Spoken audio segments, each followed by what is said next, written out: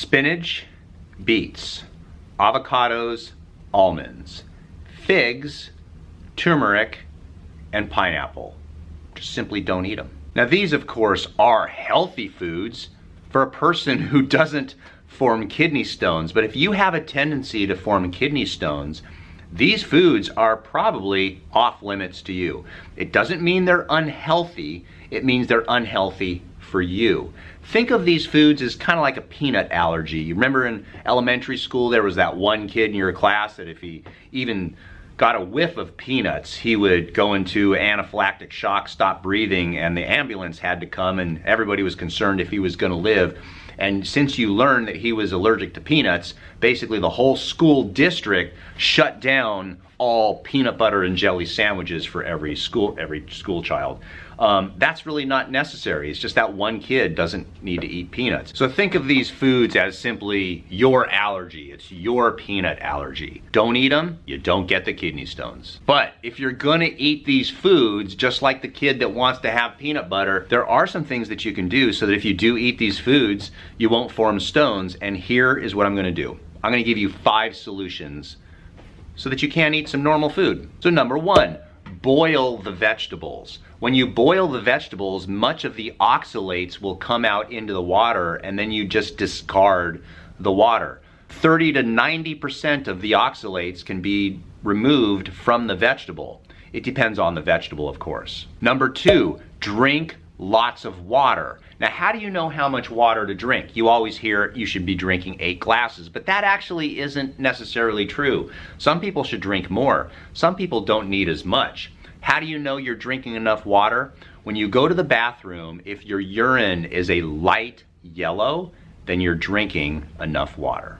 Number 3, pair oxalate-rich foods with calcium-rich foods because calcium binds to the oxalates in the colon and therefore it's out the system and you're not getting as much oxalates and therefore less likely to produce kidney stones. Number 4, take your magnesium. You need to be taking magnesium or at least eating a lot of foods that have magnesium. The reason why you want to take a lot of magnesium is because magnesium will keep the calcium dissolved in the blood, less likely that you will form some stones. So today's video sponsor is Bioptimizers, and they have the product Magnesium Breakthrough.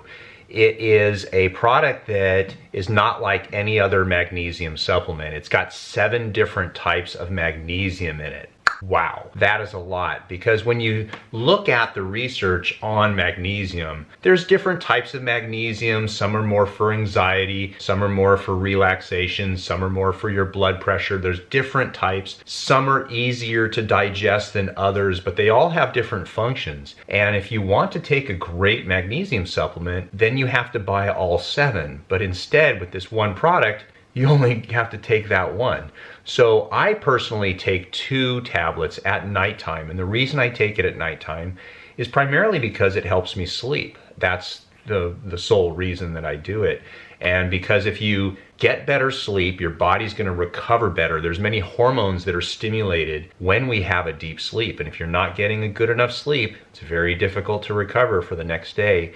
So I will put a link down below in the description for you if you want to go ahead and look at it, and there will be a discount code. So I would encourage you to go ahead and look at that. The 5th and final thing that you can do if you're going to eat these foods is to take apple cider vinegar. Apple cider vinegar has been known to help people with kidney stones by helping assist the dissolving of those stones. So the last thing, and this is important, is if you have a tendency to form kidney stones, you probably have some other health problems, including blood pressure.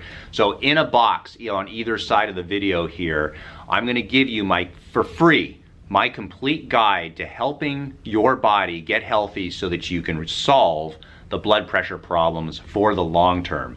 Now, I have to say, this is a long video, so get a pen and paper handy because you're going to get a lot of great free information on how to solve it yourself. So thanks for watching. Thumbs up, subscribe to the channel, bell notification, and we are all done.